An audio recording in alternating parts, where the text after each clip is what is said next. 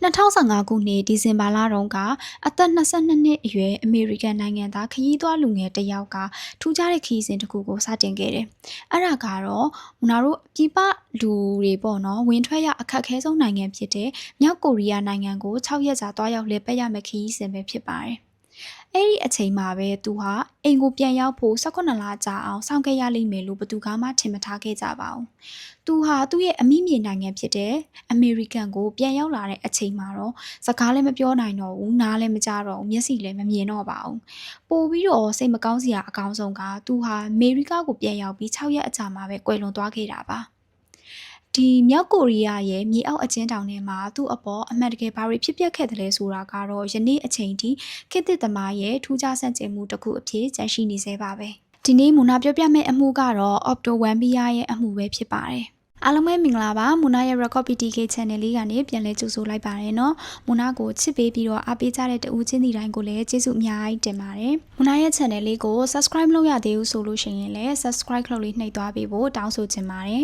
်သိချင်တဲ့အကြောင်းအရာလေးတွေရှိရဆိုလို့ရှိရင်လည်းမူနာရဲ့ဗီဒီယိုအောက်မှာ comment လေးရေးသွားပေးလို့ရပါတယ်เนาะဒါဆိုရင်ဒီနေ့ရဲ့အကြောင်းအရာလေးကိုပြန်စရအောင်ပါ Opto Wambia ကို1994ခုနှစ်ဒီဇင်ဘာလ24ရက်နေ့မှာအမေရိကန်နိုင်ငံမှာရှိတဲ့ Cincinnati မြို့လေးမှာမွေးဖွားခဲ့တာပါသူရဲ့ဖခင် Fred Wambia ကတော့ဒီတထုမျက်နှာပြင်ပြုပြင်ထုတ်လုပ်တဲ့လုပ်ငန်းတစ်ခုကိုအောင်မြင်မြင်လုပ်ကိုင်နေတဲ့စီးပွားရေးပညာရှင်တစ်ယောက်ဖြစ်ပါတယ်သူရဲ့မိခင် Cindy Wambia ကကြတော့အိမ်နောက်ရှင်မကောင်တစ်ယောက်ဖြစ်ပြီးတော့မိသားစုကိုအနီးကပ်ဂရုစိုက်ရတဲ့သူမျိုးပေါ့အော်တိုဟာဆိုရင်ဘာမှပူစရာမလိုပဲအချစ်တွေနဲ့ပြည့်နှက်နေတဲ့မိသားစုကနေပြီးတော့မွေးဖွားလာတဲ့သူပါဒါပေမဲ့ဒီလိုကောင်လေးတစ်ယောက်ကမြောက်ကိုရီးယားကိုတွားရောက်လေပတ်ဖို့ဘာလို့ဆုံးဖြတ်လိုက်ရတာလဲတကယ်တော့အစပိုင်းမှာခရီးသွားကုမ္ပဏီတစ်ခုကအော်တိုကိုဒီခရီးစဉ်ဟာလုံခြုံစိတ်ချရပါတယ်ဆိုတဲ့အာမခံချက်တစ်ခုကိုပေးခဲ့ပါတယ်နောက်ပိုင်းမှာသူ့ရဲ့မိခင်စင်တီကလည်းစိတ်မကောင်းစွာနဲ့ပဲအခုလိုမျိုးပြောပြခဲ့ပူပါတယ်ဒီလိုမျိုးတက်ကြွပြီးတော့စူးစမ်းလိုစိတ်ရှိတဲ့လူငယ်တစ်ယောက်ကိုကဘာပတ်ပြီးတော့အတွေ့အကြုံတစ်တွေရှုဖို့ကိုမိဘတစ်ယောက်အနေနဲ့ဘယ်လိုတားမြစ်နိုင်မှာလဲအမှန်တကယ်လဲအဲ့ဒီအချိန်ထိဒီအနောက်နိုင်ငံသားထောင်ပေါင်းများစွာဟာဆိုလို့ရှိရင်ဒီခရီးသွားအေဂျင်စီကနေတဆင့်ပဲမြောက်ကိုရီးယားကိုတွားရောက်လေပတ်ခဲ့ကြတယ်ပြီးတော့ကြီးကြီးမားမားပြဿနာတွေလည်းဘာမှမရှိခဲ့ကြဘူးအားလုံးဟာအေးအေးဆေးဆေးပဲအိမ်ကိုပြန်လာနိုင်ခဲ့ကြပါတယ်2015ခုနှစ်ဒီဇင်ဘာလ29ရက်နေ့မှာတော့ Opto ဟာအမေရိကန်ခရီးသွား10ဦးနဲ့အတူခရီးသွားအဖွဲ့ဝင်အယောက်20ခန့်နဲ့ဒီပေကျင်းမြို့ကနေပြီးတော့ပြုံယမ်းမြို့ကိုပြန်တမ်းမဲ့ El Coyo လေယာဉ်ပေါ်ကိုတက်ရောက်ခဲ့ပါတယ်။ကမ္ဘာပေါ်မှာအပိတ်ဆို့ဆုံးအလို့ဝတ်ဆုံးလို့လူသိများတဲ့ဒီမြောက်ကိုရီးယားနိုင်ငံဟာဆိုလို့ရှိရင်အင်တာနက်ပေါ်ကဗီဒီယိုအပိုင်းစားတွေထဲမှာပဲမြင်ဘူးရတဲ့ဒီလှုပ်ဝက်ဆန်းကျဲတဲ့အရာတွေကိုမျက်စိနဲ့ကိုယ်တိုင်မြင်တွေ့ရတော့မယ်ဆိုတာကိုအခုလိုမျိုးအသက်22နှစ်အရွယ်စွန့်စားကျင်တဲ့လူငယ်တယောက်အတွက်တော့စိတ်လှုပ်ရှားစေခဲ့မှာတော့သိကြပါတယ်။မြောက်ကိုရီးယားနိုင်ငံပြုံယမ်းမြို့ကိုရောက်တဲ့အခါမှာတော့ Opto တို့အဖွဲ့ဟာ Yankato International Hotel ကြီးမှာတဲခိုခဲ့ကြပါတယ်။ဒီဟိုတယ်ဟာဆိုရင်တဲတုံမြင့်ရဲ့အလဲကောင်ကျုံးငယ်လေးပေါ်မှာတိစောက်ထားတဲ့48ထပ်မြင့်နဲ့နိုင်ငံသားခရီးသွားတွေကိုလက်ခံတဲခိုစေဖို့မြောက်ကိုရီးယားအစိုးရကသတ်မှတ်ထားတဲ့နေရာလေးဖြစ်ပါတယ်။ဒီဟိုတယ်ရဲ့ဒီနေရာကနိုင်ငံသားတွေနဲ့ဒေသခံတွေကိုမရောနှောအောင်တိကျခွဲထုတ်ထားပြီးတော့စောင့်ကြည့်ထားဖို့ရည်ရွယ်ထားသလိုပါပဲ။ဘာဖြစ်လို့လဲဆိုတော့ဒီကိုသဘောနဲ့ကိုဟိုတယ်အပြင်ကပတ်ကိုတွားရောက်လေပတ်ခွင့်ရဆိုလို့ရှိရင်လည်းအရန်ကိုနေပါတယ်ပြီးတော့ကိုစီစဉ်တဲ့ကိုအပြင်ထွက်ဖို့ဆိုတာကလည်းဘလို့မှမဖြစ်နိုင်တဲ့အခြေအနေပေါ့နောက်ရက်တွေမှာတော့ခရီးစဉ်ဟာမြောက်ကိုရီးယားရဲ့သတ်မှတ်ချက်အတိုင်းပုံမှန်ပဲဆက်သွားခဲ့ကြပါတယ် Kim Il-sung Square ဂျူချေးထာဝါမန်ကျူဒေဒါတွေမကသေးပဲနဲ့တောင်ကိုရီးယားနဲ့မြောက်ကိုရီးယားကြားကကမ္ဘာအန်ရဲ့အရှိဆုံးစစ်မဲ့ဆုံးဖြစ်တဲ့ DMZ ဆိုတဲ့ Demilly Try ဆောင်ကိုလည်းတွားရောက်လေ့လာခဲ့ကြပါတယ်တကယ်တော့ခရီးသွားတွေဟာဆိုလို့ရှိရင်မြောက်ကိုရီးယားအစိုးရကသူတို့ပြသခြင်းတဲ့ဒီလှပတဲ့နေရာတွေကိုပဲမြင်တွေ့ခဲ့ကြရတာဖြစ်ပြီးတော့အဲလန်းညွန်တွေရဲ့ခေါ်သွားတဲ့လမ်းကြောင်းအတိုင်းကန့်သက်ထားတဲ့ဘောင်တွေကနေပဲရှောက်သွားခဲ့ကြရတာပါခရီးစဉ်အတွင်းမှာ Opto ကမြောက်ကိုရီးယားမှာရှိတဲ့ချစ်စရာကောင်းတဲ့ဒေသခံကလေးလေးတွေနဲ့အတူဒီရီမောမောနဲ့ပေါ့နော်နှင်းလုံးလေးတွေဖြစ်ပြီးတော့ကစားခွင့်တောင်မှရခဲ့ပါသေးတယ်2015ခုနှစ်ရဲ့နှစ်သစ်ကူညမှာတော့ Opto တို့ခရီးသွားအဖွဲ့ဟာဆိုလို့ရှိရင်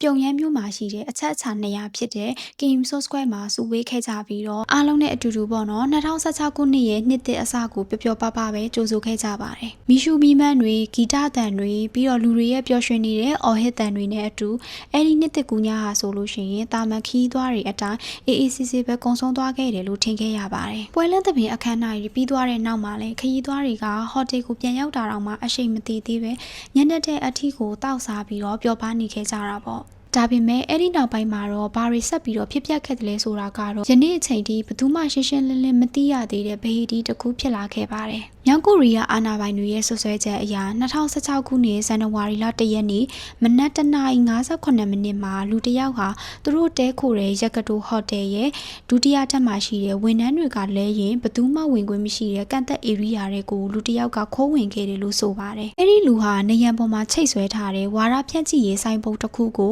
ဖြုတ်ချခဲ့တယ်လို့မြောက်ကိုရီးယားဘက်ကဆွဆွဲပါတော့တယ်။အဲ့ဒီဆိုင်ပုတ်ပေါ်မှာရေးထားတဲ့စာသားကဘာလဲဆိုလို့ရှိရင်ကင်ဂျွန်အန်၏မျိုးချစ်စိတ်တက်ဖြင့်မိမိတို့ကိုခိုင်မာစွာလက်နက်တပ်ဆင်ချဆိုးဆိုတဲ့ပြင်းထန်တဲ့ဆိုင်ပုတ်တစ်ခုပါ။မြောက်ကိုရီးယားပြင်ပကသူတွေအတွက်တော့ဒီဟောင်းနှွဲနေတဲ့ဆိုင်ပုတ်တစ်ခုကိုဖြုတ်ချတာဘာဖြစ်လို့လဲလို့တွေးပြီးတော့နားလည်ရခံနိုင်ပါတယ်။ဒါပေမဲ့အဲ့ဒီနိုင်ငံမှာတော့သူတို့ခေါင်းဆောင်ရဲ့နာမည်ပုံရိပ်ဒါမှမဟုတ်နိုင်ငံရေးအမှတ်အသားတစ်ခုခုကိုဖျက်ဆီးတာထိခိုက်အောင်လုပ်တာဆိုလို့ရှိရင်တာမန်ရာဇဝတ်မှုတစ်ခုမဟုတ်ပါဘူး။နိုင်ငံတော်သစ္စာဖောက်မှုနိုင်ငံတော်ကိုစန့်ကျင်ပုန်ကန်မှုတွေအဖြစ်သတ်မှတ်ခံရပြီးတော့အပြင်းထန်ဆုံးပြစ်ဒဏ်ကိုပေးခံရနိုင်တဲ့အမှုပါ။နောက်ပိုင်းမှာမြောက်ကိုရီးယားအစိုးရဘက်ကနေ CCTV မှတ်တမ်းတစ်ခုကိုသက်သေအဖြစ်ကဘာတိအောင်ထုတ်ပြန်ခဲ့ပါတယ်။ဝါတာတာနဲ့အရွေသွေးနှိမ့်တဲ့ဒီအဖြူအမဲမှတ်တမ်းဗီဒီယိုထဲမှာလူရိပ်တစ်ခုကနေရန်ကဆိုင်ပုတ်ကိုဖြုတ်ပြီးတော့မြေပြင်ပေါ်ကိုချခဲ့တာတော့အမှန်ပါပဲ။ဒါပေမဲ့အဲ့ဒီနေရာမှာထူးဆန်းပြီးတော့လှုပ်ဝက်တဲ့အချက်တစ်ချက်ကရှိနေပါတယ်။အဲ့ဒါကတော့အဲ့ဒီဗီဒီယိုတွေကလူရဲ့မျက်နှာကိုဘယ်နေရာမှထင်ထင်ရှားရှားမမြင်ရတာပါပဲ။အရေးတစ်ခုပဲမြင်ရတာပေါ့နော်။ဒီနေရာကစပြီးအဖြစ်ပြက်ဟာပို့ပြီးတော့လှုပ်ဝက်ဆန်းကျင်လာပါတော့တယ်။အဲ့ဒီခရီးစဉ်မှာအော်ပတိုနဲ့အတူတူတက်ခန်းနေရှိနေတဲ့သူကဒန်နီဂရက်တန်ဆိုတဲ့ဒီဗီတိန်နိုင်ငံသားအယောင်ဝန်ထမ်းတဦးဖြစ်ပါတယ်။အဲဒီနောက်ပိုင်းဒန်နီရဲ့ထွက်ဆိုချက်တွေအရသူအဲ့ဒီညတုန်းကတညလုံးဟိုတယ်ရဲ့ဘောလင်းအခန်းထဲမှာမနက်၄နာရီအထိရှိနေခဲ့တာပေါ့နော်။အဲ့ဒီနောက်ပိုင်းသူအခန်းထဲကိုပြန်ရောက်လာတဲ့အချိန်မှာအော်ပတိုဟာသူ့ရဲ့ကတင်ပေါ်မှာပဲနှစ်ချိုက်ချိုက်နဲ့အိမ်မောကျနေခဲ့တယ်လို့ဆိုပါတယ်။မြောက်ကိုရီးယားရဲ့ CCTV မှတ်တမ်းတွေအရအဲ့ဒီဖြစ်စဉ်ဟာဆိုရင်မနက်1:58မိနစ်မှာဖြစ်ခဲ့တာပေါ့နော်။အကယ်၍သာအော်တိုကအဲ့ဒီအပြစ်ကိုတကယ်လုပ်ခဲ့တယ်ဆိုလို့ရှိရင်မနက်4နာရီခွဲမှာသူအေးအေးဆေးဆေးနဲ့အိပ်ပျော်နိုင်ပါမလားအဲ့ဒီဆိုင်ဘုတ်ကိုအမှန်တကယ်ပဲအော့ဖ်တိုဖြုတ်ချခဲ့တာလားဒါမှမဟုတ်နိုင်ငံရေးကစားကွက်တစ်ခုအတွက်တစုံတစ်ယောက်ကသူ့ကိုကွက်တီထောင်ချောက်ဆင်ပြီးတော့ဆွဆွဲခဲ့တာလားဒီမေကွန်းတွေရဲ့အဖြေကိုတော့မြောက်ကိုရီးယားပြင်ပမှာရှိတဲ့ဘသူကမှသေချာမသိကြပါဘူး။ဒါပေမဲ့သိကြတာတခုကတော့အဲ့ဒီနှစ်သက်ကူညပြီးတဲ့နောက်မှာတော့အော်ပတိုဝမ်ဘီယာရဲ့ဘဝဟာထာဝရပြောင်းလဲသွားခဲ့ပါတော့တယ်။2016ခုနှစ်ဇန်နဝါရီလ2ရက်နေ့မှာတော့အိမ်ကိုပြန်ပို့မျှော်လင့်နေကြတဲ့အော်ပတိုတို့ခရီးသွားအဖွဲ့ဟာဆိုလို့ရှိရင်မြောက်ကိုရီးယားကနေထွက်ခွာမယ့်နေ့ကိုရောက်လာခဲ့ပါပြီ။မနက်စောစောပိုင်းမှာသူတို့အားလုံးဟာပြုံရမ်းမြို့မှာရှိတဲ့စူဆန် International Airport ကိုရောက်လာခဲ့ကြပြီးတော့ပေကျင်းမြို့ကနေမှတဆင်မိခင်နိုင်ငံကိုပြန်ဖို့ပြင်ဆင်နေကြတာပေါ့ခရီးသွားအားလုံးကလေးစိတ်ကောင်နာမှာတန်းစီပြီးတော့ခရီးဆောင်အိတ်တွေအနှံ့နေတဲ့အချိန်အထိတော့အရာအလုံးဟာပုံမှန်အတိုင်းပဲအေးအေးဆေးဆေးရှိနေခဲ့ပါတယ်အော်တိုကတော့တန်းစီနေတဲ့လူအုပ်ကြီးရဲ့နောက်ဆုံးနားမှာပဲငြိမ်ငြိမ်သက်သက်လေးနဲ့ဘာမှမသိရှာပဲရက်နေခဲ့တာပါဒါပေမဲ့အဲ့ဒီအချိန်မှာပဲမြောက်ကိုရီးယားစစ်သားအဆောင်2ယောက်ဟာအော်တိုရှိတဲ့နေရာကိုတန်တန်မတ်မတ်ပဲရှောက်လာခဲ့ကြတယ်အော်တိုရဲ့အခန်းပေါ်ဒန်နီကတော့ဘီနာကနေအဲ့ဒီတုံလို့ဆရာမြင်ကွင်းကိုမြဝါထင်ထင်မြင်တွေ့ခဲ့ရတဲ့သူပါအဲ့ဒီနောက်ပိုင်းမှာတော့ဒန်နီကအခုလိုပဲပြန်ပြောပြခဲ့ပါတယ်လေစိတ်တစ်ခုလုံးဘယ်သူမှစကားမပြောကြပဲတိတ်ဆိတ်သွားတယ်ပြီးတော့အဆောင်2ယောက်ကအော်ပတိုရဲ့နာကိုရောက်လာပြီးတော့သူ့ရဲ့ပခုံးကိုပုတ်လိုက်တယ်။အဲဒီနောက်မှာဘာမှမပြောဘဲနဲ့သူ့ကိုတခါတည်းခေါ်သွားတော့တာပဲတဲ့။ဒန်နီကအဲ့ဒီအခြေအနေကိုကြည့်ပြီးတော့ရင်ထဲမှာစိတ်မသက်မသာခံစားခဲ့ရပေမဲ့အဲ့ဒီအချိန်မှာတော့အော်မြောက်ကိုရီးယားဆိုတော့ဒီတိုင်းလုံခြုံရေးစစ်ဆေးတာနေမှာပါလို့ပဲအရန်ကြီးအလေးနဲ့မထားခဲ့မိပါဘူး။ဒါကြောင့်သူကထွက်သွားတော့မဲ့အော်ပတိုကိုကြည့်ပြီးတော့လူငယ်တဘာဝစနောက်တဲ့အနေနဲ့ပေါ့နော်။ကောင်းပြီလေမင်းကိုနောက်ဆုံးတွေ့ရတာဒီတစ်ခါပဲဖြစ်လိမ့်မယ်ဆိုပြီးတော့ရီရီမောမောနဲ့တောင်မှလှမ်းပြောခဲ့ပါသေးတယ်။ဒါပေမဲ့အပျော်သဘောနဲ့ပြောလိုက်တဲ့စကားဟာဆိုလို့ရှိရင်နောက်ပိုင်းမှာကြောက်စရာကောင်းတဲ့အတိတ်ပဲဖြစ်လာခဲ့ပါတယ်။အဲဒီနောက်မှာတော့ဒန်နီကဝမ်းနည်းစွာနဲ့ပဲထပ်ပြောခဲ့တယ်ပေါ့နော်။အဲ့ဒါဟာကျွန်တော်ရဲ့တငယ်ချင်းအော့ပတိုကိုကျွန်တော်ကိုယ်တိုင်နောက်ဆုံးမြင်တွေ့ခဲ့ရတဲ့အချိန်ပါပဲ။ပြီးတော့သူကအဆောင်တွေခေါ်သွားတဲ့အချိန်မှာတော့အော်ပတိုကခုခံတာမျိုးလည်းမလုပ်ဘူးမျက်နှာမှာဆိုလို့ရှိရင်လည်းကြောက်လန့်တုန်လုံးနေတဲ့အရေးအယောင်တော့မပေါ်ခဲ့ဘူးသူဟာပြီးရင်ပြန်လာမှာပါဆိုတဲ့သဘောမျိုးနဲ့တောင်မှမျက်နှာမှာပြုံးနေတယ်လို့မျိုးတောင်ထင်ခဲ့ရတယ်လို့ဒန်နီကဆိုခဲ့ပါတယ်ကျန်တဲ့ခရီးသွားတွေလေရင်ပေါ်ကိုရောက်သွားတဲ့အချိန်မှာတော့မြောက်ကိုရီးယားအရာရှိတယောက်ကအဲလန်ညိုစီကိုလာပြီးတော့အော်ပတိုဟာနေမကောင်းလို့ဆေးရုံတင်ထားရတယ်စိတ်မပူပါနဲ့သူ့ကိုနောက်တစ်ရက်ဒါမှမဟုတ်နောက်တစ်ပတ်အတွင်းအမေရိကန်ကိုပြန်ပို့ပေးမှာပါလို့ လိန်ညာပြီးတော့ပြောခဲ့ပါတယ်။ဒါပေမဲ့အမှန်တရားကတော့လုံးဝကွဲပြားနေခဲ့တာပါ။ Opto ကိုစိတ်ယုံတင်ထားတာမဟုတ်ပါဘူး။သူ့ကိုနိုင်ငံရေးအကျဉ်းသားတစ်ယောက်လိုဖမ်းဆီးထိန်းသိမ်းလိုက်တာပဲဖြစ်ပါတယ်။တန်တဲ့ခရီးသွားအဖွဲ့ဝင်တွေအားလုံးကတော့ဘာပြဿနာမှမရှိဘဲနဲ့သူတို့အိမ်ကိုပြန်ရောက်သွားခဲ့ကြတယ်။ဒါပေမဲ့ Opto နဲ့ပတ်သက်တဲ့သတင်းတွေကတော့ရုတ်တရက်ပဲပျောက်ကွယ်သွားခဲ့ပါတယ်။အချိန်တွေဟာဆိုရင်တရွေ့ရွေ့နဲ့ကုန်လွန်သွားခဲ့တာက3ပတ်တိတိကိုကြာသွားခဲ့ပါတယ်။ American က Opto ရဲ့မိသားစုကတော့သူတို့ရဲ့သားလေးဘယ်နေရာမှာရောက်နေလဲဘာတွေခံစားနေရလဲအသက်မြတ်ရှိသေးရဲ့လားဆိုပြီးတော့ဘာမှမသိရဘဲနဲ့ရင်ထဲမှာမိတောက်နေခဲ့ရတာပါ။အဲဒီလိုသတင်းအစအနပျောက်ဆုံးနေပြီးတော့3ပတ်အကြာမှာတော့မြောက်ကိုရီးယားသတင်းဌာနကနေပြီးတော့တကဘာလုံးတုံ့လောက်သွားမယ့်ကြေညာချက်တစ်စောင်ကိုထုတ်ပြန်လိုက်ပါတယ်။အဲဒီကြေညာချက်ထဲမှာတော့ American နိုင်ငံသားတဦးကိုနိုင်ငံအပေါ်ရန်လိုတဲ့လုံရက်တစ်ခုကျူးလွန်ခဲ့တယ်လို့ဆွဆွဲပြီးတော့ဖမ်းဆီးထိန်းသိမ်းထားတယ်လို့ဖော်ပြထားပါတယ်။ဒါပေမဲ့အဲ့ဒီ American နိုင်ငံသားကဘာတူလဲသူဘာတွေလုပ်ခဲ့လို့လဲဘလို့သက်သေတွေနဲ့ဖမ်းထားတာလဲအဲ့ဒီမိကွန်းတွေအတွက်တော့အသေးစိတ်အချက်အလက်ဘာတစ်ခုမှမဖော်ပြခဲ့ပါဘူး။2016ခုနှစ်ဖေဖော်ဝါရီလ29ရက်နေ့မှာတော့မြောက်ကိုရီးယားအစိုးရဘက်ကနေကမ္ဘာမီဒီယာတွေကိုဖိတ်ကြားပြီးတော့သတင်းစာရှင်းလင်းပွဲတစ်ခုကိုလုပ်ခဲ့ပါတယ်။အဲ့ဒီပွဲက2လနီးပါးကမ္ဘာကြီးပေါ်ကနေသတင်းအစအနပျောက်ကွယ်နေတဲ့ Opto One Mia ကိုပထမအဆုံးချိန်ပြန်လည်ထုတ်ဖော်ပြသခဲ့တဲ့နေ့ပေါ့။ဒါပေမဲ့ TV ဖန်သားပြင်ပေါ်မှာလူအများမြင်တွေ့လိုက်ရတဲ့မြင်ကွင်းကတော့ယဉ်နစ်စရာကောင်းလာပါတယ်။သူတို့မြင်လိုက်ရတဲ့ Opto ဟာဆိုရင်ထိမရအောင်မျက်ရည်တွေကျနေပြီးတော့စိတ်ပိုင်းဆိုင်ရာကိုပြင်းပြင်းထန်ထန်ညှဉ်းပန်းနှိပ်စက်ခံထားရတာဒါမှမဟုတ်ဖိအားတစ်ခုခုရဲ့အောက်မှာရောက်နေတယ်လို့တိတိတသားကြီးကိုမြင်တွေ့လိုက်ရတာပါ။သူဟာလက်ထဲကစာတစ်စောင်ကိုတုံတုံကြီးကြီးနဲ့ဖတ်ကြားခဲ့ပါတယ်။အဲဒီစာထဲမှာတော့သူဟာရန်ကတိုဟိုတယ်တွေကဝန်ထမ်းတွေပဲဝင်ခွင့်ရှိရဲ့ကန့်သက် area တွေကိုခိုးဝင်ပြီးတော့ဒီဝါရဖြတ်ချီရေးဆိုင်ပုံတစ်ခုကိုခိုးယူဖို့အတွက်စ조사ခဲ့တာအမှန်ပါပဲလို့ဝန်ခံခဲ့တာပါ။အဲ့ဒီနောက်ပိုင်းဆက်ဖက်ပြသွားတဲ့ထွက်ဆိုချက်တွေကတော့ပို့ပြီးတော့ထူးဆန်းပြီးတော့ယုတ်တိမရှိဖြစ်လာခဲ့ပါတယ်။ Opto ရဲ့ပြောကြားချက်အရသူဟာဒီဇိုင်းပုတ်ခိုးတဲ့လုပ်ရက်ကိုအဖွဲ့အစည်းကြီး3ခုရဲ့တိုက်တွန်းခိုင်းစေမှုကြောင့်လုပ်ရတာပါလို့ဆိုပါတယ်။အဲ့ဒီအဖွဲ့အစည်းတွေကဘာတွေလဲဆိုတော့ Ohio ပြည်နယ်မှာရှိတဲ့ Methodist Church အမည်ရတဲ့ Christian ဘုရားကျောင်းတစ်ခု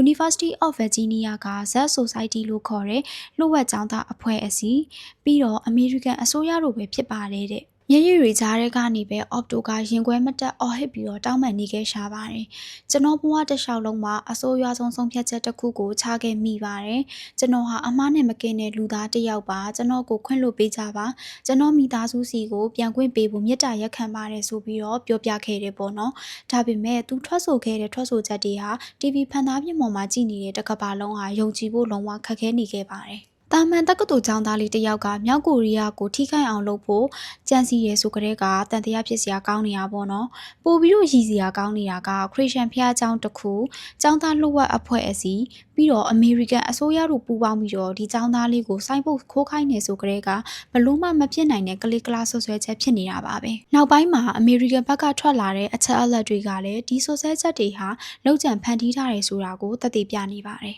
Zap Society အဖွဲ့ဝင်တဦးက Opto နဲ့သူတို့အဖွဲ့ဟာဘာအဆက်အသွယ်မှမရှိကြောင်းအဖွဲ့ဝင်လည်းမဟုတ်ကြောင်းကိုချက်ချင်းအတည်ပြုခဲ့ပါတယ်ပို့ပြီးတော့အထိပ္ပယ်မရှိတာက Methodist Church ဘုရားကျောင်းဆွဆွဲချက်ပါ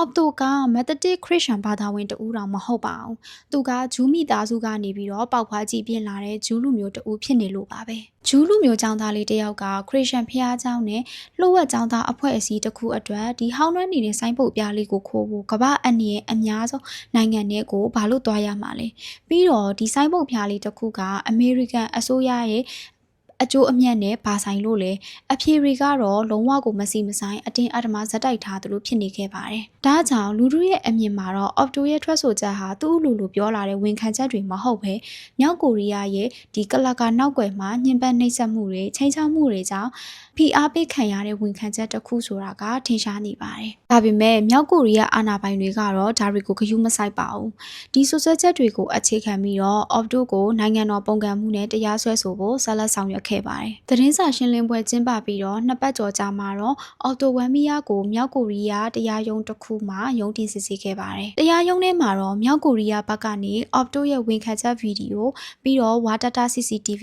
မှတ်တမ်းလက်ဝေအထောက်အထားတွေနဲ့တပ်သူထွက်ဆိုချက်တွေကိုပဲအတင်းအကျပ်တင်ပြခဲ့ပါတယ်။ဒီနေရာမှာပိုပြီးရှင်နာဖို့ကောင်းနေတာက Opto ကိုကောက်ွယ်ပေးဖို့အတွက်မြောက်ကိုရီးယားဘက်ကနေငှားရမ်းပေးထားတဲ့ရှင်းနေရဲ့လုပ်ရက်ပါပဲ။အဲဒီရှင်းနေကသူ့ရဲ့တရားခံကိုရှင်းနေအဖြစ်ကောက်ွယ်ပေး ပေးမယ်အစားအခုလိုပဲအော်ဟစ်ပြီးတော့ပြောခဲ့တယ်ပေါ့နော်။အော်တိုရဲ့လောက်ရဟာကျွန်တော်တို့နိုင်ငံနဲ့အပေါ်အလွန်ကြီးမားတဲ့ရာဇဝတ်မှုဖြစ်လို့သူ့ကိုတေတံပေးရင်တောင်မှမလုံလောက်ပါဘူး။ကိုရှိနေကကိုပြန်ပြီးတော့တေတံပေးတဲ့နယ်လို့ပြောနေတဲ့တရားခွင်ပေါ့။ဒါပေမဲ့သူကဆက်ပြီးတော့ဒါကြောင့်အစိုးရရှိနေတွေတောင်းဆိုထားတဲ့တကြွပြစ်ဒဏ်အစားနည်းနည်းလေး short ပေါ်တဲ့ပြစ်ဒဏ်တစ်ခုကိုပဲချမှတ်ပေးဖို့တရားရုံးကိုမြစ်တာရက်ခံပါတယ်ဆိုပြီးတော့ပြောခဲ့ပါတယ်။နောက်ဆုံး2016ခုနှစ်မတ်လမှာတော့မြောက်ကိုရီးယားတရားရုံးချုပ်ကနေအော်တိုဝမ်မီယာကိုအလုံကျန်းနဲ့ထောင်ဒဏ်15နှစ်အမိန့်ချမှတ်လိုက်ပါတယ်။အဲဒီစီရင်ချက်ထွက်လာပြီးချင်းမှာပဲအမေရိကန်နိုင်ငံရေးဝန်ကြီးဌာနကဒါအလွန်ပြင်းထန်တဲ့ပြစ်ဒဏ်ဖြစ်ကြောင်းကိုပြင်းပြင်းထန်ထန်ဝေဖန်ခဲ့တယ်။ကမ္ဘာလူအခွင့်အရေးအဖွဲ့အစည်းကလည်းဒါဟာစိတ်ထိခိုက်စရာကောင်းပြီးတော့မတရားစီရင်ချက်ဖြစ်ကြောင်းကိုကန့်ကွက်ခဲ့ကြပါတယ်။ဒါပေမဲ့တရက်ခွင်လဲပြီးသွားရောအော်တိုဟာနောက်တစ်ချိန်ပြန်ပြီးတော့ပျောက်ကွယ်သွားခဲ့ပါတယ်။သူ့ကိုဖဲ့အချင်းတောင်ကိုခေါ်သွားတာလဲဘလို့ရက်ဆက်တဲ့အခြေအနေမျိုးနဲ့ထားတာလဲပြီးတော့အသက်ကိုရှင်သေးရလားဆိုတာဘယ်သူမှမသိခဲ့ကြပါဘူး။မြောက်ကိုရီးယားနိုင်ငံထဲမှာအမေရိကန်ရဲ့အကျိုးစီးပွားတွေကိုဂျားခံကိုစားပြုပေးနေတဲ့ဆွီဒင်တပ်တမန်တွေကိုယ်တိုင်တောင်မှမြောက်ကိုရီးယားအစိုးရကအော်တိုနဲ့တွေ့ဖို့ကိုတင်းတင်းကြပ်ကြပ်ပိတ်ပင်ခဲ့ပါတယ်။အမေရိကန်နိုင်ငံစစ်စင်နာတီမြို့လေးရဲ့အိမ်လေးထဲမှာတော့အော်တိုရဲ့မိသားစုဟာသူတို့ရဲ့သားလေးစီကနေသတင်းအချက်အလက်တစ်ခုပဲဖြစ်ဖြစ်စာလေးတစ်စောင်ပဲဖြစ်ဖြစ်ရဖို့အတွက်နေ့စဉ်နဲ့အများရင်တထိတ်ထိတ်နဲ့စောင့်မျှော်နေခဲ့ရတာပေါ့နော်။ဒါပေမဲ့သူတို့အစိုးရစီကနေရရှိခဲ့တာကတော့စိတ်ရှိရှိနဲ့စောင့်ဆိုင်ပေးပါဆိုတဲ့စကားတစ်ခွန်းပါပဲ။ပြီးတော့ဒီကိစ္စကိုသတင်းမီဒီယာတွေရှိမှလည်းမဖော်ထုတ်ပြဖို့ကိုအကြံပေးခဲ့ပါတယ်။ဘာဖြစ်လို့လဲဆိုရင်သူတို့အစိုးရဟာနောက်ွယ်ကနေပြီးတော့တန်တမန်ရေးရာကြိုးပမ်းနေတဲ့အတွက်ကြောင့်မို့လို့မြောက်ကိုရီးယားဘက်ကိုမလို့အဖက်စိတ်အနှောင့်အယှက်မဖြစ်စေချင်ဘူးလို့ဆိုပါတယ်။ဖခင်ဖြစ်သူဖရက်နဲ့မိခင်စင်တီတို့ဟာအစိုးရကမှာထားတဲ့အတိုင်းအရာရာကိုအောင့်အီးမျိုးသိပ်ပြီးတော့တိတိစိတ်နဲ့ပဲစောင့်ဆိုင်နေခဲ့ကြပါတယ်။ဒါပေမဲ့ရက်သက်တပတ်တွေကနေလတွေပြောင်းသွားခဲ့ပေမဲ့လည်းတားလေးအော်တိုစီကနေဘာသတင်းအစအနာမကိုမရခဲ့ကြပါဘူး။စောင်းရလွန်လို့အာရော့သွားတဲ့အချိန်တွေမှာတော့သူတို့ရဲ့အရင်နှီးဆုံးမိတ်ဆွေတွေကိုတောင်အော်တိုတယောက်အသက်ရှင်လျက်နဲ့ပြန်လာနိုင်တော့မယ်မထင်ဘူးလို့ယင်းနှင်းစွာနဲ့ညီးတွားခဲ့ဘူးတယ်လို့နောက်ပိုင်းမှာဖော်ပြခဲ့ပါတယ်။အော်တိုဟာမသေးဆုံးသေးပေမဲ့သူ့အပေါ်မှာရက်ဆက်လွန်တဲ့အဖြစ်အပျက်တစ်ခုကတရားစီရင်ချက်ချပြီးတစ်နှစ်ကျော်မှာကတည်းကဖြစ်ပျက်ခဲ့ပြီးဖြစ်ပါတယ်။နောက်ပိုင်းမြောက်ကိုရီးယားအစိုးရဘက်ကထုတ်ပြန်တဲ့အချက်အလက်တွေအရအော်တိုဟာအကျဉ်းထောင်ထဲရောက်ပြီး2016ခုနှစ်မတ်လအတွင်းမှာပဲဘော်တိုလက်ဆန်လို့ခေါ်တဲ့အစာအဆိပ်သင့်တဲ့ရောဂါခံစားခဲ့ရတယ်လို့ဆိုပါတယ်။သူတို့ပေးတဲ့အိတ်ဆေးတစ်မျိုးကိုတောက်ပြီးတဲ့နောက်မှာတော့ကိုမာဝင်သွားခဲ့တာပါဆိုပြီးတော့မြောက်ကိုရီးယားဘက်ကနေပြီးတော့ပြောကြားခဲ့ပါတယ်။ဒါပေမဲ့အဲ့ဒီလိုအမေရိကန်တက္ကသိုလ်ကျောင်းသားလေးတစ်ယောက်ကတတိလစ်ပြီးတော့အသက်အန္တရာယ်စိုးရိမ်နေရတဲ့အခြေအနေကိုမြောက်ကိုရီးယားဘက်ကနေပြီးတော့15လတိတိကိုတိတ်တဆိတ်လှုပ်ဝက်ပိတ်ပင်ထားခဲ့တာပါ။လူတစ်ယောက်သေလူမျောပါဖြစ်နေတဲ့အခြေအနေကိုကဘာကြီးမသိအောင်လို့ဖုံးကွယ်ထားခဲ့သလို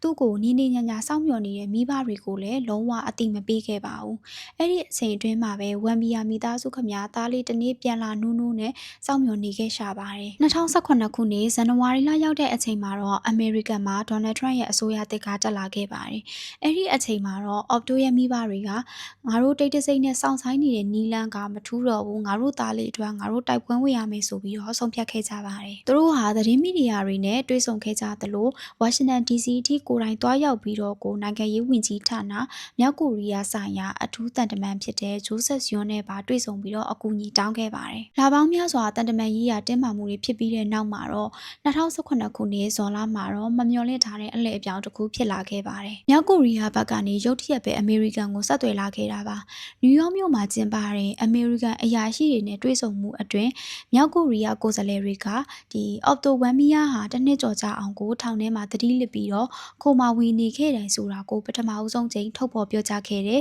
။ပြီးတော့သူ့ကိုအမေရိကန်ကိုပြန်ပို့ပေးချင်ပါတယ်လို့လည်းဆိုပါတယ်။ဘာဖြစ်လို့တစ်နှစ်ကျော်လုံးအမောင်ချထားပြီးတော့မှအခုမှအလောတကြီးပြန်လွှတ်ဖို့ဆုံးဖြတ်ခဲ့ရတာလဲ။2018ခုနှစ်ဇွန်လ12ရက်နေ့မှာတော့အမေရိကန်အထူးတန်တမန်ဂျိုးဆက်ယွန်းနဲ့အတူအရေးပေါ်စိတ်ကူးတာရေးအဖွဲ့ခေါင်းဆောင်ဒေါက်တာမိုက်ကယ်ဖလက်ကီယာတို့ကသူတို့အရေးပေါ်ဒီဆေးဘက်ဆိုင်ရာလေကြောင်းနဲ့အတူတူမြောက်ကိုရီးယားပြုံယမ်းမျိုးစီကိုအရေးပေါ်ပြတ်တန်းလာခဲ့တယ်။သူတို့ရဲ့အဓိကရည်ရွယ်ချက်ကတော့18လကြာအောင်အမောင်ကဘာထဲမှာပျောက်ကွယ်နေခဲ့တဲ့အော်တိုဝမ်မီယာကိုမိခင်နိုင်ငံကိုပြန်လည်ခေါ်ဆောင်နိုင်ဖို့ပါပဲ။ဒါပေမဲ့သူတို့ပြုံယမ်းစင်းရုံရဲ့အခန်းထဲကိုခြေချလိုက်တဲ့အချိန်မှာတော့မြင်လိုက်ရတဲ့အော်တိုရဲ့အခြေအနေကဘယ်သူမှမျှော်လင့် လေးမထားခဲ့တဲ့အရန်ကူမှာရက်ဆက်လွန်တဲ့မြင်ကွင်းတစ်ခုဖြစ်နေခဲ့ပါတော့တယ်။မြောက်ကိုရီးယားကိုရောက်သွားတဲ့အမေရိကန်အထူးတန်တမန်ဂျိုးဆက်စီယွန်နဲ့ဒေါက်တာမိုက်ကယ်ဖလက်ကီယာတို့ကိုပထမဦးဆုံး Fresher Hospital ကိုခေါ်ဆောင်သွားခဲ့တယ်။ဒီဆေးရုံဟာဆိုရင်မြောက်ကိုရီးယားမှာနိုင်ငံခြားသားတွေကိုပဲတီးတန့်ကုသပေးတဲ့ဆေးရုံပဲဖြစ်ပါတယ်။အဲဒီဆေးရုံရဲ့အထူးကြပ်မတ်ဆောင်ဖြစ်တဲ့ ICU ထဲမှာတော့18လကြာအောင်ပျောက်ကွယ်နေတဲ့ Opto Wambia ကိုသူတို့ပထမဦးဆုံးထိမြင်တွေ့လိုက်ရပါတယ်။ဒါပေမဲ့ဂရင်ပေါ်မှာနှာခေါင်းထဲကိုအစာပိုက်ထည့်ပြီးတော့လဲလျောင်းနေတဲ့ Opto ဟာဆိုလို့ရှိရင်ဘေးပတ်ဝန်းကျင်ကိုတုတ်ပြတ်နိုင်စွာလုံးဝမရှိတဲ့ဆိုးရွားလာတဲ့အခြေအနေကိုရောက်နေခဲ့ပါပြီ။ပို့ပြီးတော့စိတ်ပျက်စရာကောင်းနေတာကဒီလိုသေလူမျောပါဖြစ်နေတဲ့အမေရိကန်နိုင်ငံသားတယောက်ကိုအိမ်ကိုပြန်ပြီးတော့ခေါ်ဆောင်နိုင်ဖို့အတွက်မြောက်ကိုရီးယားဘက်ကနေပြီးတော့ရုံမာတဲ့တောင်းဆိုချက်တွေထွက်လာခဲ့တာပါ။ပထမဦးဆုံးတောင်းဆိုချက်ကတော့ဒေါက်တာဖလက်ကီကအနေနဲ့မြောက်ကိုရီးယားအာဏာပိုင်တွေက Opto ကိုအကောင်းမွန်ဆုံးစောင့်ရှောက်ကုသပေးခဲ့ပါတယ်ဆိုတဲ့လိမ်ညာတဲ့စီရင်ချက်စာတစ်စောင်ကိုမဖြစ်မနေရေးပေးရမယ်ဆိုပြီးတော့အကြကိုင်ခဲ့တာပါ။ဒုတိယမြောက်တောင်းဆိုချက်ကတော့တကဘာလုံးကိုပို့ပြီးတော့အားတင်သွားစေခဲ့တယ်။အဲ့ဒါကတော့မြောက်ကိုရီးယားအရာရှိတွေကတန်တမန်ဂျိုးဆက်စီယွန်ရဲ့လက်ထဲကိုဒီအမေရိကန်ဒေါ်လာ2 သန်းတန်ငွေတောင်းခံလွှာစာတစ်စောင်ကိုထည့်ပေးလိုက်တာပါ။အဲ့ဒါကဒီ Opto ကို15လစာဆေးကုသစေအတွက်ဖြစ်တယ်လို့ဆိုပါတယ်။အဲ့ဒီအပြင်ကမှဒီငွေတွေကိုအမေရိကန်အစိုးရဘက်ကနေပြီးတော့ပေးချေမယ်ဆိုတဲ့အကြောင်းသဘောတူညီချက်ကိုပေါ့နော်အခုချက်ချင်းလက်မှတ်ထိုးမှသာ Opto ကိုလေရင်ပေါ်တင်ခွင့်ပေးမယ်ဆိုပြီးတော့ဓမြတိုက်သလိုချိန်ချောက်ခဲ့ပါတယ်။တန်တမန်ဂျိုးဆက်ဆန်ဟာချက်ချင်းပဲအမေရိကန်နိုင်ငံရေးဝန်ကြီး Rex Tillerson စီကိုဖုန်းဆက်ပြီးတော့အခြေအနေကိုတင်ပြခဲ့တယ်။ဗိုလ်ချုပ်ကြီး Rex Tillerson ကလည်းထပ်မံပြီးတော့သမ္မတဒေါ်နယ်ထရန့်စီကိုဆက်လက်ပြီးတော့တင်ပြတဲ့အခါမှာတော့ဝါရှင်တန် DC ကနေပြီးတော့ချက်ချင်းပဲအမိန့်စာပြန်ကြားခဲ့ပါတယ်။လက်မှတ်ထိုးလိုက်ပါ Opto ကိုအသက်ရှင်လျက်ငါတို့မြေပေါ်ကိုအမြန်ဆုံးပြန်ခေါ်နိုင်မှုလိုအပ်တာမှန်သမျှအကုန်လုပ်ပါဆိုပြီးတော့ပြောခဲ့ပါတယ်။နောက်ဆုံးမှာတော့တန်တမန်ကသဘောတူညီချက်ပေါ်မှာလက်မှတ်ထိုးပြီးတော့ Opto ကိုပြန်လည်တည်ဆောင်ခွင့်ရခဲ့ပါတယ်။2019ခုနှစ်ဇွန်လ23ရက်နေ့မှာတော့ဆရာဝန်တွေက Opto ဟာကိုမာဝင်နေတယ်လို့ပြောထားပေမဲ့လည်းသူတို့စိတ်ထဲမှာတော့ကိုမာဝင်နေဆိုတာကမူနာတို့ရုပ်ရှင်ထဲမှာတွေ့ရတယ်လို့ပဲပေါ့နော်။ဘာမှမသိပဲနဲ့ငြိမ်ငြိမ်လေးအိပ်ရာပေါ်မှာအိပ်ပျော်နေတဲ့ပုံစံမျိုးလို့သူတို့ကတော့ထင်ထားခဲ့တာပေါ့နော်။ဒါပေမဲ့တကယ်တမ်းလီရင်ဆက်ရောက်လာတဲ့အချိန်မှာတော့သူတို့မြင်လိုက်ရတဲ့မြင်ကွင်းနဲ့သူတို့ကြားလိုက်ရတဲ့အတန်ဆိုးကြီးဟာဆိုလို့ရှိရင်ဝမ်မီယာမိသားစုရဲ့ဘဝမှာဘယ်တော့မှမေးဖြောက်လို့မရတော့မဲ့ရက်ဆက်လွန်တဲ့အခြေအနေဆိုးကြီးတစ်ခုဖြစ်နေခဲ့ပါတယ်။အစပိုင်းမှာတော့သူတို့ဟာဒီအတန်ကြီးကဘာအတန်ကြီးလဲဆိုတာတောင်မှမသိခဲ့ကြသလို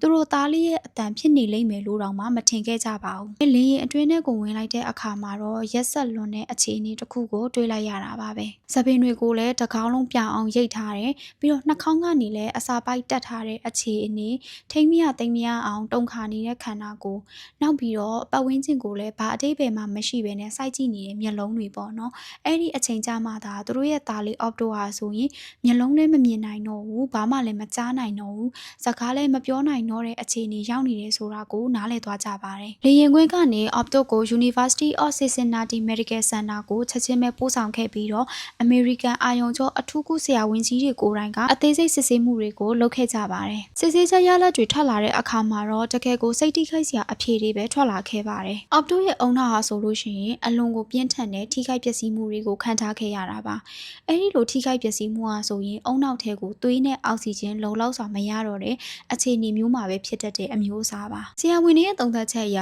Opto ရဲ့အုံနောက်ဟာဆိုလို့ရှိရင်အခြေအနေတစ်ခုမှာဒီအုံနောက်ထဲကို9မိနစ်ကနေ10မိနစ်အထိသွေးနဲ့အောက်ဆီဂျင်လုံးဝပြတ်တောက်သွားခဲ့တာပါ။ပြီးတော့အဲဒီလိုဖြစ်ခဲ့တာဟာလွန်ခဲ့တဲ့တစ်နှစ်ကျော်လောက်ခရဲကဖြစ်ခဲ့တယ်လို့ဆိုပါတယ်။ဒီနေရာမှာအာယုံကျော်အထူးကုဆရာဝန်ကြီးကအရန်ကိုအရေးကြီးတဲ့မှတ်ချက်တစ်ခုကိုပေးခဲ့ပါတယ်။ Opto ဒီလိုအုံနောက်ထိခိုက်ဒဏ်ရာရနေတဲ့အရေးပေါ်အခြေအနေမှာသူ့ဘေးနားမှာအသက်ကကုသပေးနိုင်မဲ့ဆေးပိုက်ဆိုင်ရာဝန်ထမ်းတွေလုံးဝမရှိခဲ့တာသိကြသလောက်ပါပဲ။တနည်းအားဖြင့်ပြောရမယ်ဆိုရင်မြောက်ကိုရီးယားဟာသူ့ကိုပစ်ထားခဲ့တာဖြစ်နိုင်ပါတယ်။ပြီးတော့သူတို့စင်ချီပေးခဲ့တဲ့ botulism ဆိုတဲ့အစာအဆိပ်သင့်မှုနဲ့ကိုက်ညီတဲ့ဆေးဘက်ဆိုင်ရာအချက်အလက်တွေကိုလည်းဘာတစ်ခုမှမတွေ့ခဲ့ရပါဘူး။ American ကိုပြန်ရောက်ပြီး2ရက်ကြာမှာတော့ Opto ရဲ့ခန္ဓာကိုယ်အပူချိန်ဟာ104 ဒီဂရီ Fahrenheit အထိကိုမြင့်တက်လာခဲ့ပြီးတော့သူ့ရဲ့ခန္ဓာကိုယ်အဓိကအင်္ဂါအစိတ်ပိုင်းတွေဟာလှုပ်ရှားမှုတွေဟာဆိုလို့ရှိရင်လည်းတဖြည်းဖြည်းနဲ့ကျဆင်းလာခဲ့ပါတယ်။နောက်ဆုံး4ရက်အကြာ2018ခုနှစ်ဇွန်လ19ရက်နေ့မှာတော့အသက်22နှစ်အရွယ် Opto Wambia ဆိုတဲ့လူငယ်လေးဟာကဘာကြီးကိုထာဝရနှုတ်ဆက်သွားခဲ့ရရှာပါပြီ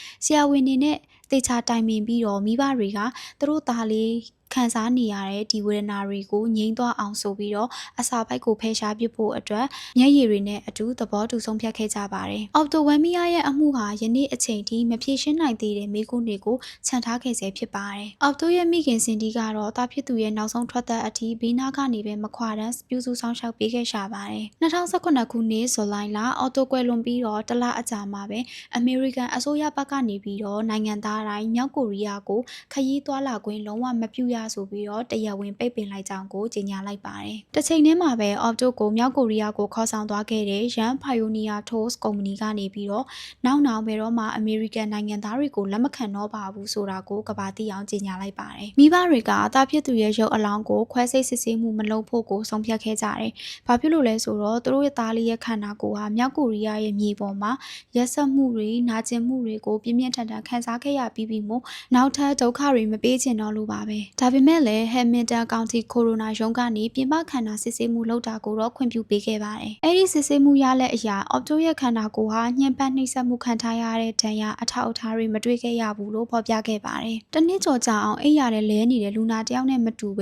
မျောလင့်ထားတာတဲ့ခန္ဓာကိုယ်အခြေအနေကပိုကောင်းနေတာကိုတွေ့ခဲ့ရပါတယ်။ဒါပေမဲ့အစိုးရရဲ့အစီရင်ခံစာနဲ့ဝန်ဘီယာမိသားစုရဲ့ငှားရမ်းထားတဲ့ကျွမ်းကျင်သူတွေရဲ့ရလဒ်တွေကတော့လုံးဝကိုကွဲပြားနေခဲ့ပါတယ်။အော်တိုရဲ့သွားဆရာဝန်2ဦးကတော့နောက်ပိုင်းတရားရုံးမှာကြမ်းကြိမ်ထွက်ဆိုခဲ့ပါတယ်။တိတ်ဆုံးသွားပြီးနောက်ရိုက်ထားတဲ့သွားတက်ဖန်တွေအရာသူ့ရဲ့သွားအောက်ပိုင်းနေရဆိုလို့ရှိရင်ရခင်မှတ်တမ်းဟောင်းရိုက်ထားတဲ့ပုံတွေထက်အောက်ကိုနည်းနည်းလေးတိတိတသားရှော့ထွက်နေတာကိုတွေ့ခဲ့ရတယ်လို့ဆိုပါတယ်။သွားဆရာဝန်တွေရဲ့အမြင်အရအဲ့ဒါဟာအော်တိုရဲ့မျက်နှာကိုဒီပြင်းထန်တဲ့တစ်ခုခုနဲ့ရိုက်နှက်ခံထားရတာမျိုးဖြစ်နိုင်တယ်လို့ဆိုခဲ့ပါတယ်။အော်တိုကလွတ်သွားပြီးတဲ့နောက်မှာတော့ဝန်ဘီယာမိသားစုကနေပြီးတော့တာဖြစ်သူအတွက်တရားမျှတမှုရစေဖို့ဥပဒေလမ်းကြောင်းကနေပြီးတော့တိုက်ပွဲဝင်ခဲ့ပါတယ်။2018ခုနှစ်ဒီဇင်ဘာလမှာတော့ American Federal တရားရုံးကနေဝန်ဘီယာမိသားစုရဲ့မြောက်ကိုရီးယားအပေါ်တရားစွဲဆိုထားတဲ့အမှုကိုအနိုင်ပေးခဲ့ပါတယ်။တရားရုံးက American အစိုးရဟာအော်တိုရဲ့ထိခိုက်ဒဏ်ရာရမှုနဲ့သေဆုံးမှုအတွက်ဓာတ်ရိုက်တာဝန်ရှိတယ်လို့ဆုံးဖြတ်ခဲ့ပြီးတော့ရော်ကြေးငွေ American ဒေါ်လာတန်900ကိုပေးဆောင်ဖို့အမိန့်ချမှတ်ခဲ့တာပါ။ဒီတရားခွင်အတွင်းမှာထွက်ဆိုခဲ့တဲ့ကျွမ်းကျင်သူတွေဟာအော်တိုဟာလျှက်စစ်ရှော့ပေးတာအပါအဝင်ညှဉ်းပန်းနှိပ်စက်မှုအမျိုးမျိုးကိုကြုံတွေ့နိုင်ခဲ့ရတယ်လို့သုံးသပ်ခဲ့ကြပါတယ်။ဒီစီရင်ချက်ဟာဆိုရင်တစ်ဖက်သက်စီရင်ချက်သာဖြစ်လာခဲ့ပါတယ်။မြောက်ကိုရီးယားဘက်ကတရားရုံးကိုတုံ့ပြန်မှုလုံးဝမရှိခဲ့သလိုလာရောက်ပေးချေတာမျိုးလည်းမရှိခဲ့ပါဘူး။တရားရုံးမှာတော့ဒေါ်လာတန်900ကျော်နိုင်ခဲ့ပေမဲ့လည်းမြောက်ကိုရီးယားဘက်ကနေအဲ့ဒီငွေတွေကိုလာရောက်ပေးချေမှာမဟုတ်ဘူးဆိုတာကိုမိဘတွေကကောင်းကောင်းသိခဲ့ပါတယ်။ဒါကြောင့်ပဲသူတို့ကအာမလျှော်ပဲနဲ့နောက်ထပ်နီလန်တစ်ခုကိုရွေးချယ်ခဲ့ကြတယ်။အဲ့ဒါကတော့ကမ္ဘာတဝန်းမှာရှိတဲ့မြောက်ကိုရီးယားအစိုးရရဲ့ပိုင်ဆိုင်မှုနဲ့ငွေကြေးတွေကိုလိုက်လံစုံစမ်းပြီးတော့တင်ဆက်ဖို့ပါပဲ။2019ခုနှစ်မှာအမေရိကန်အစိုးရကအင်ဒိုနီးရှားမှာဖမ်းဆီးထားတဲ့ White Hornet လို့ခေါ်တဲ့မြောက်ကိုရီးယားကုန်တင်သင်္ဘောကြီးကိုတင်ဆက်ခဲ့ပါတယ်။ဒီသင်္ဘောကိုလီလန်တင်ရောင်းချပြီးရတဲ့ငွေတစ်စိတ်တစ်ပိုင်းကိုဝန်ဘီယာမိသားစုကိုရော်ကြေးငွေအဖြစ်နဲ့ပေးဆောင်ခဲ့ပါတယ်။ဒါရင်မကသေးပါဘူး။2022ခုနှစ်မှာမြောက်ကိုရီးယားဘဏ်အကောင့်တစ်ခုကနေပြီးတော့အမေရိကန်ဒေါ်လာ2,400,000ခန့်ကိုထပ်မံတင်ဆက်ရမိခဲ့တယ်လို့2023ခုနှစ်အောက်တိုဘာလမှာလည်းရုရှားဘဏ်တစ်ခုမှာမြောက်ကိုရီးယားအာဏာပိုင်အဲခါယိုလေကြောင်းလိုင်းနဲ့ဆက်ဆက်တဲ့ရန်ပုံငွေတွေကနေပြီးတော့2.2 မီလီယံကိုထပ်မံပြီးတော့လိုက်လံတင်ဆက်နိုင်ခဲ့ပါတယ်။ဝန်ဘီယာမိသားစုရဲ့လှုပ်ရှားမှုကငွေကြေးတစ်ခုတည်းအတွက်မဟုတ်ပါဘူး။သူတို့ဟာဒီဥရောပိုက်တစ်ခွင်ကပိုလန်၊ရိုမေးနီးယား၊ဘူဂေးရီးယားနဲ့ဂျာမနီနိုင်ငံတွေအထိကိုသွားပြီးတော့မြောက်ကိုရီးယားတန်ယုံတွေကနေနောက်ွယ်ကနေလုံနေတဲ့တရားမဝင်စီးပွားရေးလုပ်ငန်းတွေကိုပါလိုက်လံဖော်ထုတ်နိုင်ခဲ့တာပါ။ဂျာမနီနိုင်ငံဘာလင်မြို့မှာဆိုလို့ရှိရင်လည်းမြောက်ကိုရီးယားအာဏာပိုင်မြေပေါ်မှာခိုးပွင့်ထားတဲ့ hostel ကြီးတစ်ခုကိုအပီးတိုင်ပိတ်သိမ်းနိုင်တဲ့အထိကိုဂျာမနီအာဏာပိုင်တွေကိုဖိအားပေးပြီးတော့ဆောင်ရွက်နိုင်ခဲ့ပါတယ်။သူတို့မိဘနှစ်ပါးအတွက်တော့ဒီလိုကဘာပတ်ပြီးတော့တိုက်ပွဲဝင်နေရတဲ့အမှုဟာရော်ချင်းငွေရရှိဖို့ထက်ပုံမကြီးမားတဲ့အတိတ်ပဲရှိနေလို့ပါပဲ။အဲ့ဒါကတော့ကဘာကြီးကနေအော်တိုဝမ်မီယာဆိုတဲ့နာမည်လေးကိုမေးဖြောက်မသွားစေဖို့နဲ့ဒီမှောင်မိုက်တဲ့နိုင်ငံထဲမှာသူ့အပေါ်ဘာတွေရဆက်ဆက်ဖြစ်ခဲ့တာလဲဆိုတဲ့မိကွန်းတွေကိုဆက်ပြီးတော့မေးနေစေဖို့ပဲဖြစ်ပါတယ်။2019ခုနှစ်ဖေဖော်ဝါရီလမှာတော့အမေရိကန်သမ္မတဒေါ်နယ်ထရမ့်နဲ့မြောက်ကိုရီးယားခေါင်းဆောင်ကင်ဂျုံအန်တို့ရဲ့ဒုတိယအကြိမ်မြောက်ထိပ်သီးစည်းဝေးပွဲအပြီးမှာသတင်းစာရှင်းလင်းပွဲတစ်ခုကိုကျင်းပခဲ့တယ်။ဒီပွဲမှာသမ္မတထရမ့်ကအော်တိုရဲ့ကိစ္စကိုကင်ဂျုံအန်နဲ့တည်တည်ချာချာထည့်သွင်းဆွေးနွေးခဲ့တယ်ဆိုတာကိုကမ္ဘာမီဒီယာတွေရဲ့ရှေ့မှာပြောကြားခဲ့ပါတယ်။ဒါပေမဲ့အဲ့ဒီနောက်မှာတော့သမ္မတထရမ့်ကစကားတခွန်းပြောကြားခဲ့တယ်။ကင်ဂျုံအန်ကဒီကိစ္စကိုသူလုံးဝမသိခဲ့ပါဘူးလို့ကျွန်တော်ကိုပြောပါတယ်။ကျွန်တော်ကတော့သူ့ရဲ့စကားကိုပဲယုံကြည်ဖို့ရွေးချယ်လိုက်ပါတယ်တဲ့။ဒီစကားပါဆိုရင် ရင်တာပြစ်သူကိုဆုံးရှုံးထားရတဲ့ဝမ်မီယာရဲ့မိသားစုရဲ့ရင်ဝကိုအစိမ့်လိုက်တာနဲ့ဒုတိယအကြိမ်မြောက်ထပ်ထိုးလိုက်သလိုပါပဲထိတ်သီးစည်းဝေးပွဲလုပ်ငန်းစဉ်တစ်လျှောက်လုံးမှာတိတ်တဆိတ်နဲ့စောင့်ကြည့်နေခဲ့တဲ့ဒီမိဘနှစ်ပါးဟာဆိုရင်ဒီတစ်ကြိမ်မှာတော့မခံမရနိုင်ဖြစ်ပြီးတော့လူသိရှင်ကြားပြင်းပြင်းထန်ထန်ကိုထုတ်ပြန်လာခဲ့တယ်သူတို့ထုတ်ပြန်လိုက်တဲ့စာမျက်နှာပေါ်မှာအခုလိုပဲရေးသားထားခဲ့တယ်ပေါ့နော်ကင်ဂျုံအန်နဲ့သူ့ရဲ့ရုံးမာတဲ့အစိုးရရန်နေရဟာကျွန်တော်တို့သားလေးအော့ပတိုသိဆုံးမှုအတွက်ယာနှုံးပြေးတာဝန်ရှိပါတယ်သူတို့အစိုးရကစိတ်ကူးရင်လို့တောင်မရနိုင်လောက်အောင်ရုံးမာပြီးတော့ရက်ဆက်တဲ့လူမဆန်တဲ့လုံရက်တွေအတွက်တာဝန်ရှိတာမို့လို့မြည်သည့်စင်ကြေမြည်သည့်ချီကျူးစကားကမှအဲ့ဒီသွေးစွန်းနေတဲ့အမှန်တရားကိုပြောင်းလဲပြစ်နိုင်မှာမဟုတ်ပါဘူးနှစ်တွေလတွေဘလောက်ပဲကုန်လွန်သွားပါစေဝမ်မီယာမိသားစုရဲ့တိုက်ပွဲကတော့ယနေ့အထိလုံးဝရပ်တန့်သွားမှာမဟုတ်ပါဘူးကမ္ဘာဘယ်နေရာမှာပဲမြောက်ကိုရီးယားရဲ့ပိုင်ဆိုင်မှုတွေရှိနေပါစေသူတို့ဟာဇွဲနှပန်းနဲ့ဆက်လက်လိုက်လံရှာဖွေပြီးတော့ပိတ်ဆို့နေစေဖြစ်ပါတယ်သူတို့ရဲ့ရည်ရွယ်ချက်ကငွေကြေးတသက်မဟုတ်ဘဲနဲ့အော့ပတိုတက်တာဝန်ရှိသူတွေကိုဥပဒေအောက်မှာဆက်ပြီးတော့ဒူးထောက်ခိုင်းဖို့ပဲဖြစ်ပါတယ်။တေချာတာတစ်ခုကတော့ဒီအပြစ်မဲ့တဲ့လူငယ်လေးအော့ပတိုဝမ်မီယာရဲ့နာမည်နဲ့သူ့ရဲ့ကြေကွဲစရာကောင်းလာတဲ့ဖြစ်ရဆိုကြီးကတော့ကမ္ဘာသမိုင်းစာမျက်နှာတွေထဲမှာဘယ်တော့မှမှိမ့်မိတ်မသွားဘဲနဲ့ထာဝရမှတ်မိနေအောင်မှာဖြစ်ပါတယ်။ဒီနေ့အတွက်တော့ဒီလောက်ပါပဲနော်။အဆုံးထိမိုနာနဲ့တူတူစိတ်ရှည်လက်ရှည်အားပေးနားဆင်ပေးတဲ့အတွက်လည်းကျေးဇူးအများကြီးတင်ပါတယ်။နောက်ဗီဒီယိုတွေမှာအကောင်းဆုံးအမှုတွေနဲ့ပြန်ဆောင်ကြပါမယ်။ Bye bye